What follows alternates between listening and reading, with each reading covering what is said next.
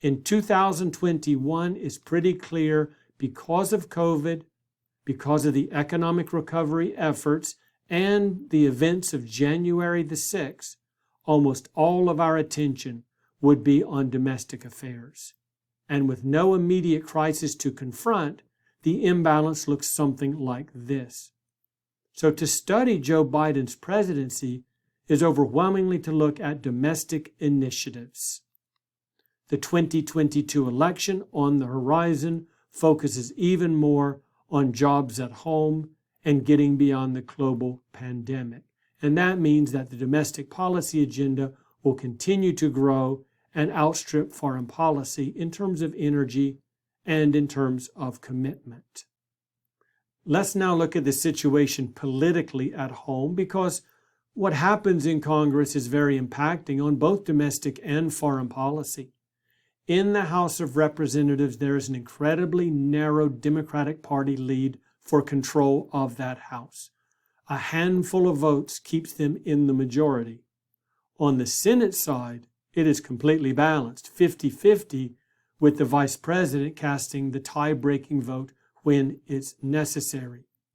Because of the filibuster rule, major initiatives in the Senate normally take 60 concurring votes to move into formal deliberation and vote.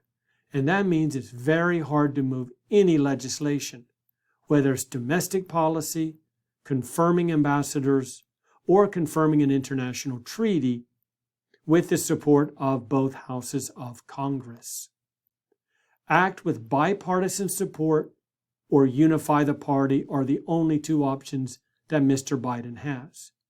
His long history in the Senate makes him lean towards bipartisanship. However, there is not a welcome audience on the other side of the line. Here you can see the races in the Senate that are up for grabs in 2022. While the Republicans are defending 21 Senate seats, the Democrats only 12, it appears that the path to majorityism lies slightly in favor of the Republicans. They are the out party, and the public support for Mr. Biden 9 months into his presidency is in the low 40s or high 30s. So let's look at that first year or thereabout in the foreign policy of President Biden. And what I would say is that the more things change, the more they stay the same. Imagine if there was a person who fell into a very deep sleep on November the 1st of 2020, the day before our national election, and they only awaken 1 year later. They turn on the news, whether it's Fox or CNN or any point in between. They see the surge in COVID cases, hospitalizations and deaths, the disastrous exit from Afghanistan, the submarine deal with Australia, stabbing the French in the back, the migration crisis hitting new highs on the southern border. They would have to assume Donald Trump was reelected, because it just feels like there's been a continuation of the previous presidency. It is very difficult to change paths. And it seems like the more that you try, the more that external variables, foreign behavior of states and actors, pulls you right back to where you started. Afghanistan can only be described as a debacle from the very first year until our hectic exit in 2021. Prospects for success can be graphed like this. Rising prospects early on in the conflict. October was the invasion in 2021. By the end of that first year, high likelihood we would succeed, and then a very long, slow slide thereafter. And it's not because we're not a capable nation. It's rather because our mission changed over time. The expanded mission is what explains Americans' 2-decade-old failure in Afghanistan, much more than any talk of a graveyard of great powers or a history of rejecting outside intervention. It rather is our failure as a nation to limit our objectives in the country. It began with simple revenge. Shakespearean, a pound of flesh.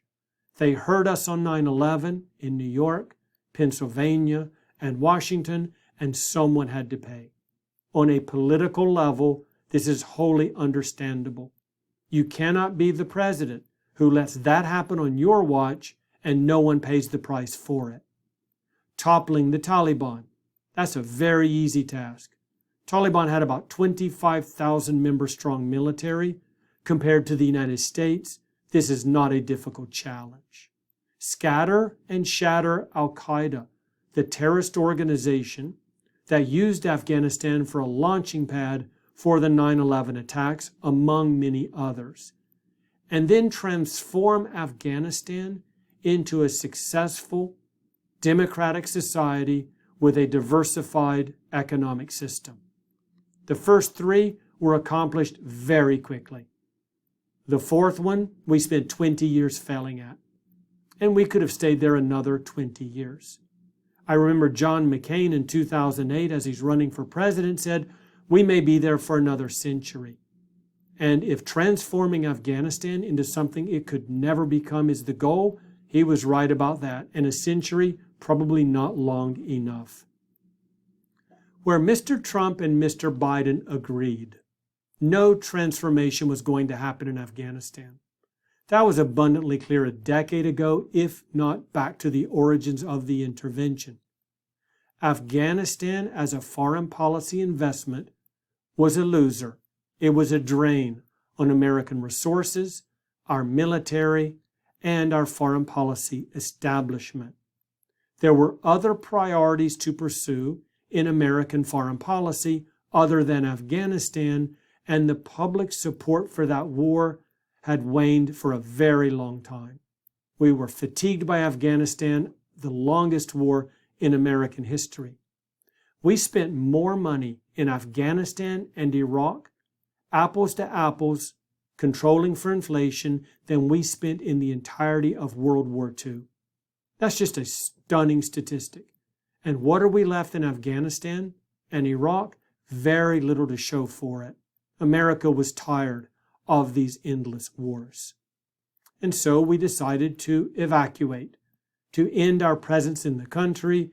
It was among the most poorly orchestrated policies in recent memory, leaving behind hundreds, if not thousands, of Americans and American allies, explosions happening at the entry points, killing Americans and civilians, a very hectic and embarrassing departure. Mr. Biden's foreign policy through the 1st of November 2021. It's overwhelmingly focused on domestic agendas. In terms of foreign policy, it appears that the main emphasis is restoring faith in the United States.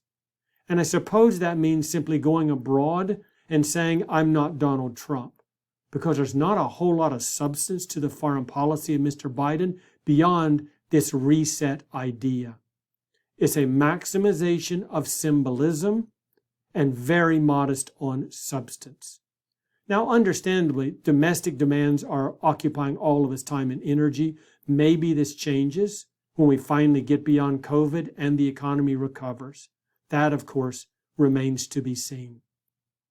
So what are the major foreign policy challenges? With the great powers, what to do about Russia?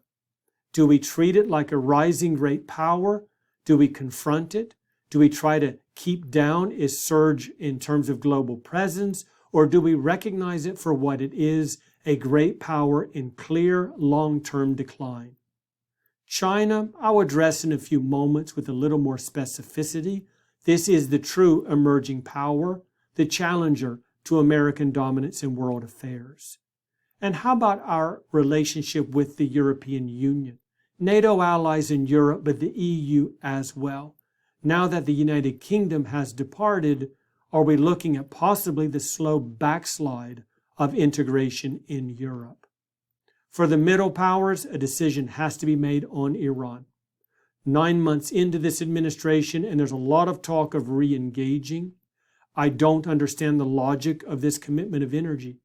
I don't know why the Iranians would bother, because they know full well as soon as someone from the other party is elected to the White House, they'll simply wipe clean the slate and go back to severe economic sanctions.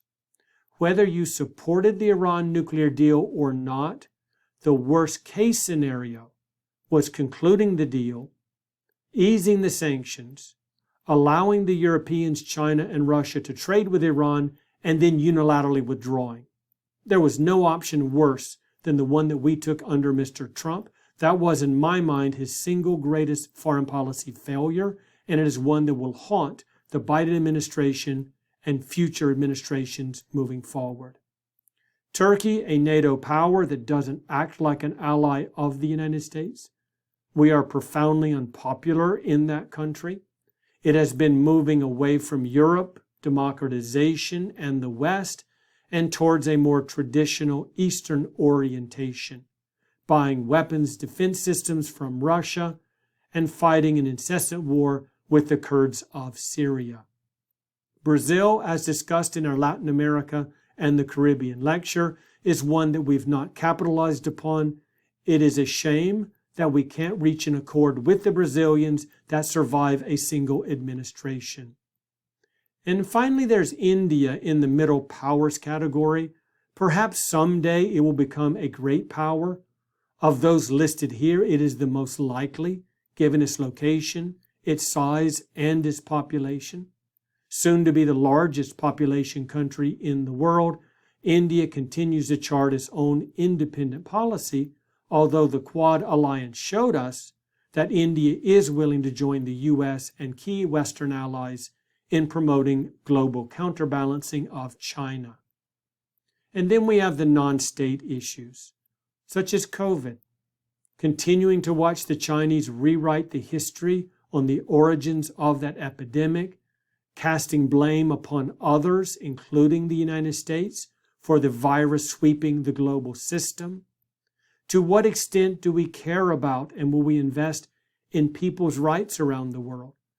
It doesn't have to be about democracy building. It can be about good governance. Do we care any longer? Is there any indication that we're going to take strong action when there are coups d'etats in places like the Sudan or in Myanmar? And finally, our trade policy is simply up in the air. There is no consensus in either political party or seemingly in the White House about how invested we should be in promoting the traditional American policy of engaging through free trade.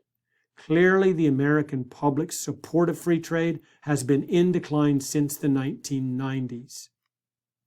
So here we have the final topic in Great Decisions 2022. More than any of the others, this one will change as the years unfold and as we look forward to the next presidential election. What is clear to me, however, is that presidential power is on the decline. If we chart it over the past century or so, it was clearly on the rise, beginning with World War II and into the Cold War until its end. There was something of a give back in the 1990s, a resurgence after 9/11, and now I see a decline in the power of the U.S. president.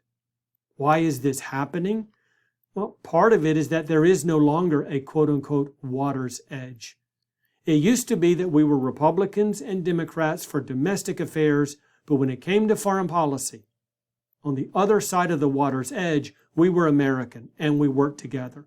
That era is gone. If it ever did exist, it does not exist today.